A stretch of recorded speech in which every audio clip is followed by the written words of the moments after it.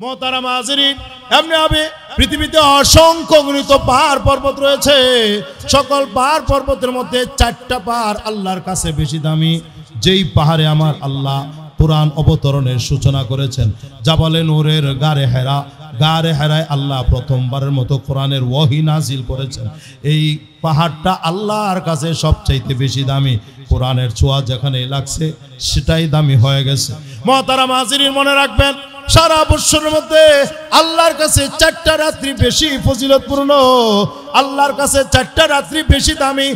এই 4 রাত্রির মধ্যেও যেই রাত্রিতে আমার আল্লাহ 30 পারা কোরআন লৌহে মাহফুজ থেকে প্রথম আসমানে একযোগে নাজিল করেছেন, এই রাত্রিটা আল্লাহর কাছে বেশি দামি। এটাকে কদরের রাত্রি বলে, শবে কদর, লাইলাতুল কদর বলে। আল্লাহ রাব্বুল আলামিন কদরের নামে কোরআনে একটি সূরা নাজিল করেছেন। আল্লাহ বলেন, লাইলাতুল কদরি খায়রুম মিন আলফি শাহর। কদরের রাত্রি সামান্য সময়ের ইবাদত আল্লাহ তাআলার কাছে 1000 মাসের ইবাদত করার চেয়েও বেশি দামি। 1000 মাস ইবাদত করার চেয়েও বেশি দামি শবে কদরে অল্প সময়ের ইবাদত। 1000 মাসে 83 বছর 4 মাস হয়। সুতরাং এখানে যারা আছেন, এমন কোন ভাগ্যবান ব্যক্তি যদি থাকেন যার নসিবে একটা রমজানের শবে কদরের ফজিলত নসিব হয়ে গেছে, তাহলে এর অর্থ দাঁড়াবে আপনার আমলনামার ব্যাংকে 83 বছর 4 মাস ইবাদত করার সওয়াব এমনি জমা হয়ে গেছে। সেই হিসাবে এখানে যারা বাবা বয়সী মুরব্বীরা আছেন, 50-60 বছর যাবত রোজা রাখতেছেন, কারো নসিবে যদি 10টা 20টা 30টা শবে কদরের ফজিলত নসিব হয়ে যায়, এর অর্থ দাঁড়াবে এই পৃথিবীতে আপনি 1000 বছর ইবাদত করেছেন, মানে 1000 বছর ইবাদত করার সব এমনিতেই আমলনামায় জমা হয়ে যাবে। আওয়াজ দিয়ে জোরে বলেন না সুবহানাল্লাহ।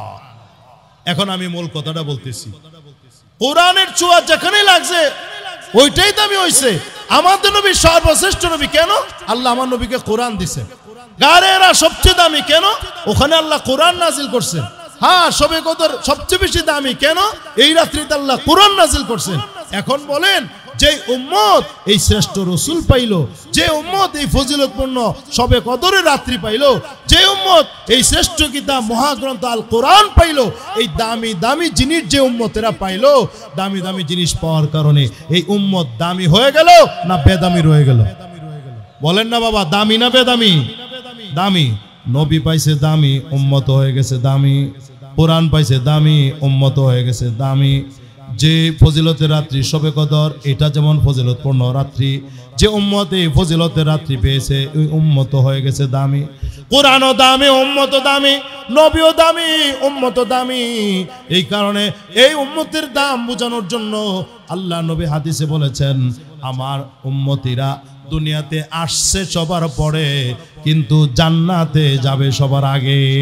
সুবহানাল্লাহ বলে নবীজি হাদিসে বলেন, আমার উম্মত দুনিয়াতে সবার লাস্টে আসছে, একেবারে শেষে আসছে, কিন্তু জান্নাতে যাওয়ার বেলায় সবার আগে যাবে।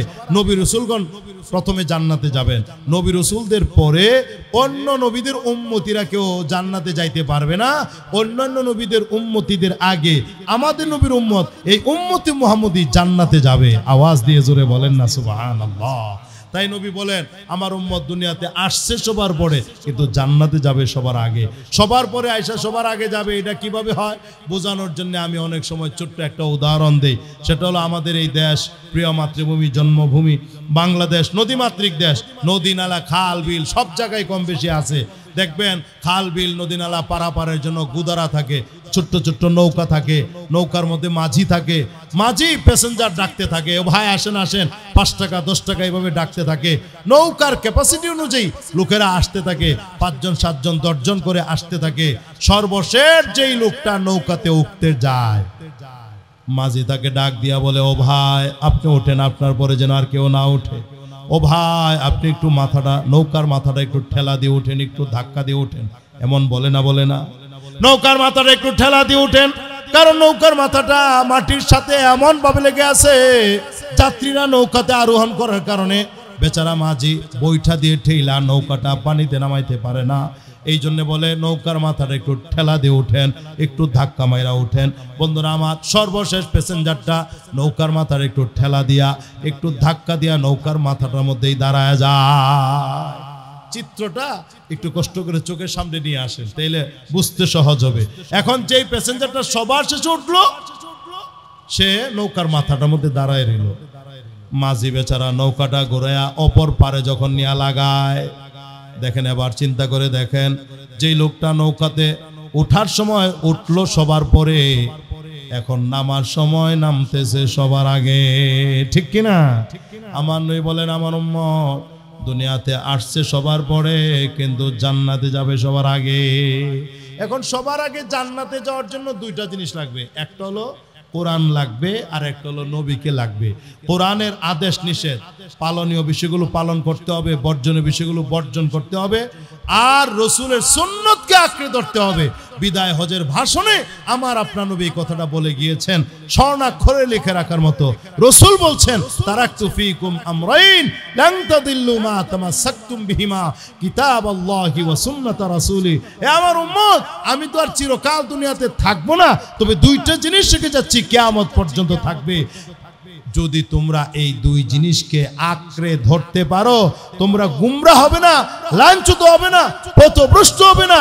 এই দুইটা জিনিস, একটা হলো আল্লাহর কিতাব 30 পারা কোরআন, আর একটা হচ্ছে নবীর সুন্নত।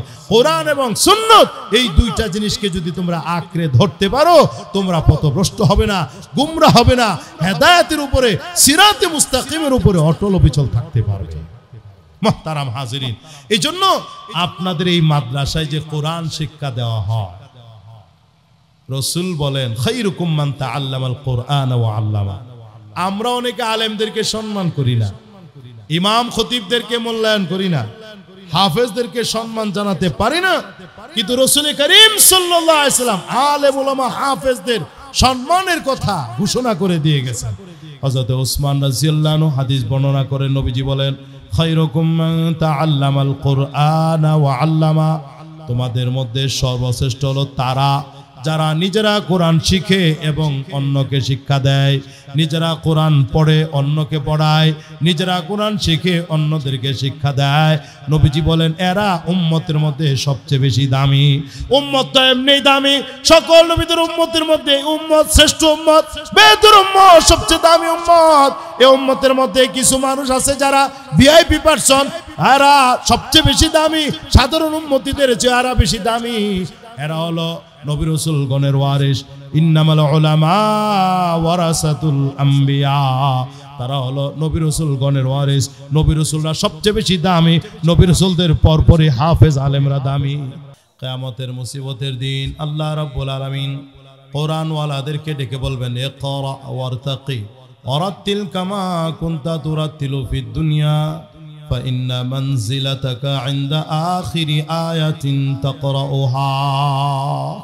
আল্লাহ পাক বলবেন, কোরআন ওয়ালা তুমি পড়তে থাকো আর চড়তে থাকো, পড়তে থাকো আর উপরে উঠতে থাকো।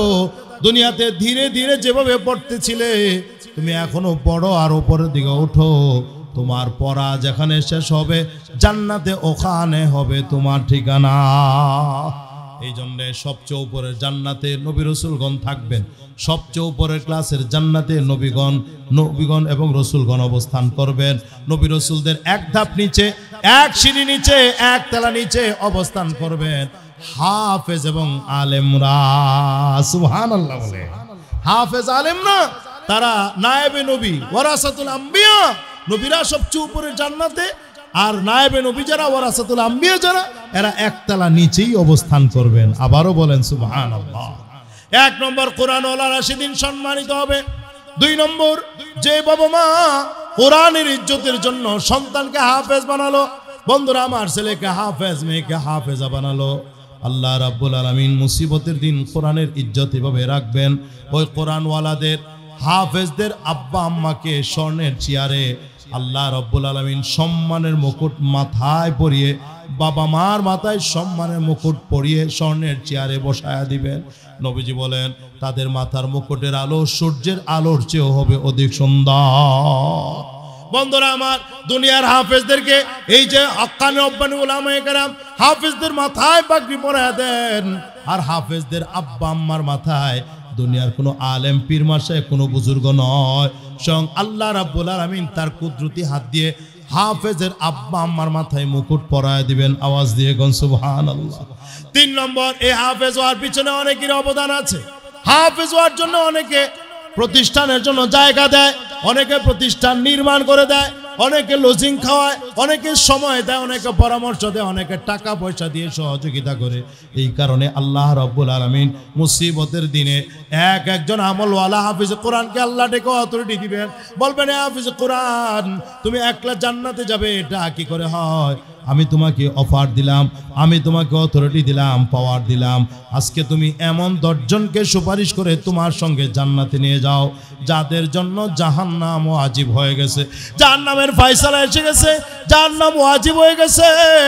এমন এমন জাহান্নামীদের থেকে তোমার মন মতো, তোমার ইচ্ছা মতো বাছাই করে করে যে কোনো 10 জনকে জান্নাতে নিয়ে যাও। হাফেজে কোরআন কোন 10 জনকে জান্নাতে নিয়ে যাবে ক্লিয়ার হাদিসে পাওয়া যায় না, তবে আকাবের বুজুর্গানে দিন তারা বলেছেন হাফেজে কোরআন সর্বপ্রথম নিজের আব্বা আম্মাকে তালাশ করবে, রক্তের লোকজনকে তালাশ করবে। আল্লাহ না করুক আব্বা আম্মা যদি কোনো অসুবিধায় পড়ে গিয়ে থাকে, হাফেজে কোরআন কোরআনের মাধ্যমে সুপারিশ করে তার আব্বা আম্মাকে জাহান্নাম থেকে মুক্ত করে আল্লাহর জান্নাতে পৌঁছিয়ে দিবেন। জোরে কোন সুবহানাল্লাহ। হাফেজে কোরআন যেমন বাবা মার জন্য সুপারিশ করবে, তেমনি ভাবে হাফেজে কোরআন সুপারিশ করবে দাদা দাদির জন্য, হাফেজে কোরআন সুপারিশ করবে নানা নানির জন্য, হাফেজে কোরআন সুপারিশ করবে শ্বশুর শাশুড়ির জন্য, হাফেজে কোরআন সুপারিশ করবে লজিং মাস্টারনির জন্য। যাদের বাড়ির দানা পানি খেয়ে এই ছেলেটা 30 পারা কোরআনে হাফেজ হয়েছে, বিশ্বাস করেন সে আপনার সাথে বেঈমানি করবে না, কিয়ামতের দিন আপনার সাথে নিমুখারামি করবে না। এই হাফেজে কোরআন আপনার জন্য সুপারিশ করবে, আপনার ওয়াইফের জন্য সুপারিশ করবে, সুপারিশ করে করে আল্লাহর জান্নাতে নিয়ে যাবে। এই জন্য নবী আলাইহিস সালাতু ওয়াস সালাম হাদিসে বলছেন সবচেয়ে বেশি উম্মত গুনাহগারের মুক্তির জন্য আল্লাহর দরবারে সবচেয়ে বেশি সুপারিশ করবে 30 পারা কোরআন। 30 পারা কোরআন সবচেয়ে বেশি সুপারিশ করবে।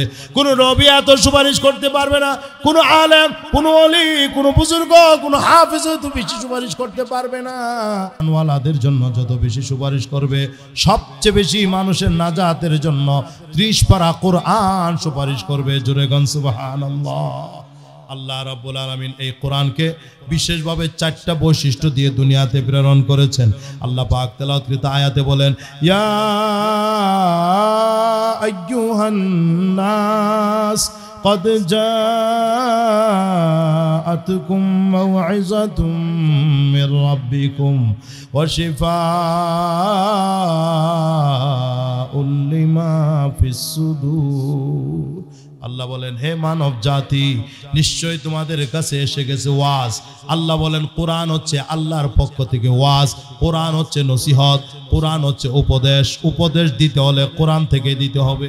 মানুষের হেদায়েতের জন্য, উপদেশের জন্য, নসিহতের জন্য, ওয়াজের জন্য আল্লাহ 30 পারা কোরআন দান করেছেন। কোরআন হচ্ছে ওয়াজ। 2 নম্বর আল্লাহ বলেন কোরআন হচ্ছে মানুষের আত্মার রোগের বিরাট একটা নিরাময়, বিরাট একটা ঔষধ।